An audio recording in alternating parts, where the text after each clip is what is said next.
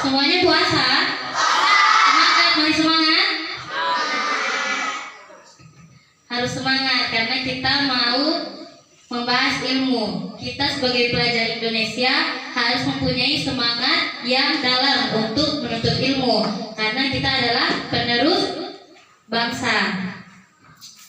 Bismillahirrahmanirrahim. Alhamdulillahirabbil alamin. Assalatu wassalamu ala asyrofil anbiya'i wal mursalin sayyidina Muhammadin wa ala alihi wa sahbihi ajmain, amma ba'du. Segala puji bagi Allah yang telah menghaturkan karunia dan rahmatnya kepada kita semua sehingga kita bisa kembali berkumpul di ruangan sekolah kita tercinta. Berkat karunia dan rahmatnya sehingga kita bisa hadir dalam keadaan sehat walafiat. Yang saya hormati Kepala Sekolah SD Negeri 3 Tanjung Selor, Ibu Haja Masnia, serta yang saya hormati jajaran Dewan Guru yang belum sempat saya sebutkan satu persatu namanya, akan tetapi hal tersebut tidak mengurangi rasa hormat saya sedikit pun di dalam hati. Perkenalan sedikit, nama saya Aliza Nur Sofia, bisa dipanggil Kak Iza. Kak Iza juga dulu lulusan di sini. Kak Iza alumni SD 3. Kak Iza lulus tahun 2020. Setelah itu Kak Iza lanjut studinya di Pondok Pesantren Dar Az-Zahra, Palu. Alhamdulillah ini sebenarnya nikmat yang besar buat Kak Iza karena bisa mengisi program pesantren Ramadan kita hari ini. Semoga dengan ini bisa menjadi motivasi kepada kita semua agar lebih semangat dalam menuntut ilmu. Terutama dalam masalah ilmu agama, karena ilmu agama ini menjadi tolak ukur keabsahan ibadah kita. Yang mana yang pertama kali ditanya nanti di dalam kubur adalah sholatnya. Apabila kita memiliki ibadah yang kurang sempurna, bahkan ada yang tidak sah mungkin, itu akan menjadi pertanggungjawaban kita di akhirat. Berhubung sekarang Ramadan, Kaiza akan bahas sedikit materi fikih tentang puasa. Jadi semuanya disimak. Mungkin di akhir nanti Kaiza akan kasih pertanyaan, atau kalian yang bertanya boleh juga. Jadi pembahasan puasa pertama kita adalah puasa. Puasa itu berasal dari kata bahasa Arab yang artinya asyam. Puasa secara bahasa artinya adalah menahan, yakni menahan diri dari hal-hal yang membatalkan puasa. Puasa dari segi istilah ialah menahan diri dari makan, minum, serta hal-hal lain yang membatalkan puasa dari terbitnya fajar, yakni masuknya waktu subuh sampai terbenamnya matahari. Puasa ini ada di dalam rukun Islam keberapa? Ketiga. Bisa hafal rukun Islam semua? Hafal? Boleh dibaca sama-sama? Ayo baca. Rukun. 1, 2, 3. Rukun Islam ada 5. 1. Puasa.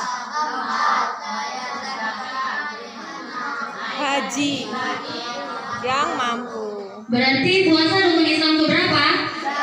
3. Puasa ini memiliki beberapa ketentuan.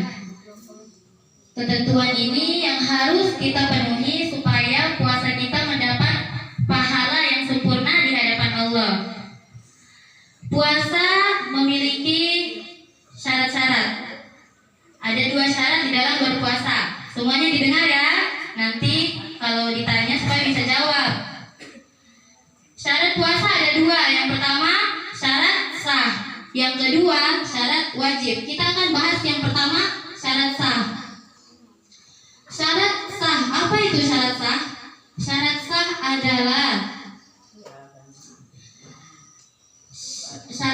syarat-syarat yang harus dipenuhi agar puasa kita menjadi sah di hadapan Allah Subhanahu wa Ta'ala.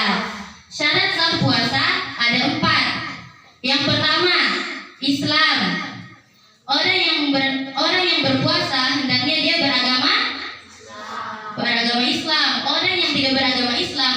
berpuasa, maka puasanya tidak sah, karena syarat sah dari berpuasa adalah beragama Islam. Syarat yang kedua ialah berakal. Orang yang berpuasa harus dia berakal, karena orang yang tidak berakal tidak sah puasanya, seperti orang gila, orang pingsan, orang mabuk. Orang-orang ini kalau berpuasa, puasanya tidak sah. Karena apa? Karena dia tidak berakal. Yang ketiga ialah mengetahui waktu dia berpuasa. Maksudnya begini, dia tahu bahwa dia boleh berpuasa pada hari itu. Di dalam Islam ada beberapa hari yang kita diharamkan untuk berpuasa. Di antaranya hari Id, Idul Fitri, Idul Adha. Kita tidak boleh berpuasa karena itu adalah hari raya umat Islam. Yang kedua, hari tasyrik. Hari tasyrik itu adalah 11, 12, 13 Zulhijjah. 3 hari setelah Idul Adha kita masih diharamkan untuk berpuasa. Ada juga namanya hari Syak, hari keraguan. Hari keraguan ini seperti pada hari 30 Sya'ban. Orang-orang masih belum mendapatkan kejelasan tentang hilal. Berarti kita masih belum diperbolehkan puasa sampai adanya kejelasan bahwa telah masuk kita pada bulan Ramadan. Yang terakhir ada suci dari haid dan nifas. Yakni ini bagi perempuan, kita kalau mau sah puasanya kita harus bersih dari haid dan nifas. Maka kalau orang yang haid dan nifas berpuasa, maka puasanya dianggap tidak sah. Puasanya orang yang haid dan nifas, puasanya dianggap tidak sah. Itu dia tadi 4 syarat sah puasa. Semuanya sebutkan. Yang pertama tadi apa? Islam. Terus berakal. Terus mengetahui waktunya. Terus yang terakhir suci dari haid dan nifas. Ya, semuanya dihafal ya, diingat. Itu dia syarat sah. Terus ada syarat yang kedua, syarat wajib. Syarat wajib puasa ini adalah kondisi di mana seseorang itu diwajibkan sudah bagi dirinya berpuasa. Jadi apabila hal-hal ini terdapat dalam diri seseorang, maka dia sudah wajib berpuasa. Syarat wajib puasa ada 5. Yang pertama, sama seperti tadi, Islam.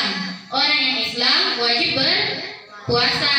Yang kedua ialah taklif. Taklif ini artinya balik dan berakal. Orang yang sudah balik dan berakal, maka dia wajib berpuasa. Balik ini bisa kita ketahui dari 3. Orang yang sudah mencapai 15 tahun, maka dia sudah dihitung balik.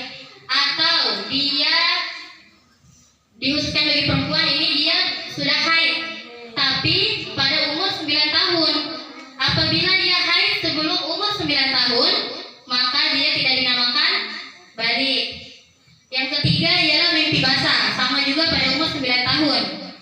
Kalau dia sudah mimpi basah, maka dia sudah dikatakan balik. Jadi di antara ketiga ini, apabila terdapat salah satunya di dalam diri seseorang, maka dia sudah dikatakan balik. Dan berakal. Berakal sudah kita jelaskan tadi. Yang ketiga ialah mampu. Di sini kita berpuasa disyaratkan kita harus mampu. Contohnya orang yang tidak mampu itu seperti apa? Seperti orang yang sudah tua renta, lanjut usia, orang yang sakit, itu tidak mampu, maka mereka tidak diwajibkan puasa. Tapi kalau dia mampu, dia wajib berpuasa. Terus yang keempat ada sehat. Orang yang sehat wajib dia berpuasa. Berarti orang yang sakit tidak wajib. Tapi sakitnya sakit yang bagaimana dulu? Sakit ini tidak bisa sembarangan.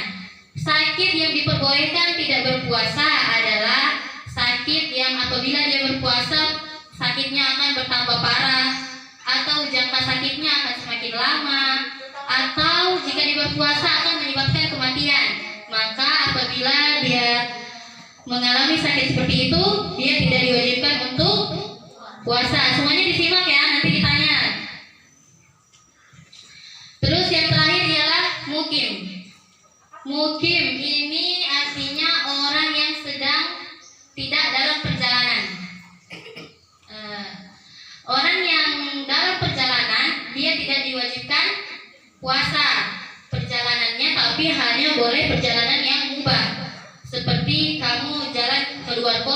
wajib pulang kampung atau keluar kota untuk menjual barang dagangan atau untuk bersilaturahmi atau untuk menuntut ilmu, maka selama perjalanan kamu tadi, kamu diperbolehkan untuk tidak berpuasa.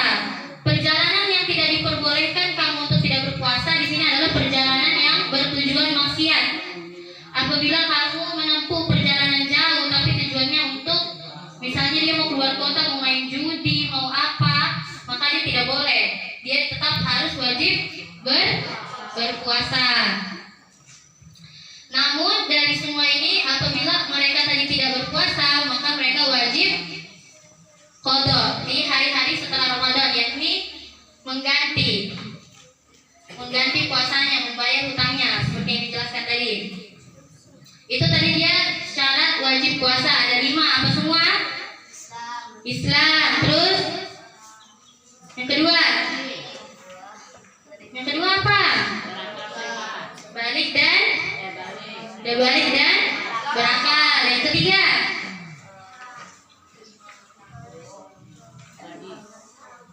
ketiga mampu. Yang keempat sehat. Yang kelima mukim, yakni orang yang sedang tidak dalam perjalanan. Bisa diulang. Yang pertama Islam, yang kedua balik dan berakal, terus yang ketiga mampu, terus yang keempat sehat, yang kelima mukim. Ya, itu tadi syarat wajib puasa. Terus ketentuan puasa itu bukan hanya syarat, puasa juga memiliki rukun, sama seperti sholat memiliki rukun. Rukun-rukun sholat itu ada seperti takbiratul ihram, membaca Al-Fatihah, ruku, iktidal. Puasa juga ada rukunnya. Yang pertama apa? Niat. Semua apa niat puasa? Bagaimana niatnya?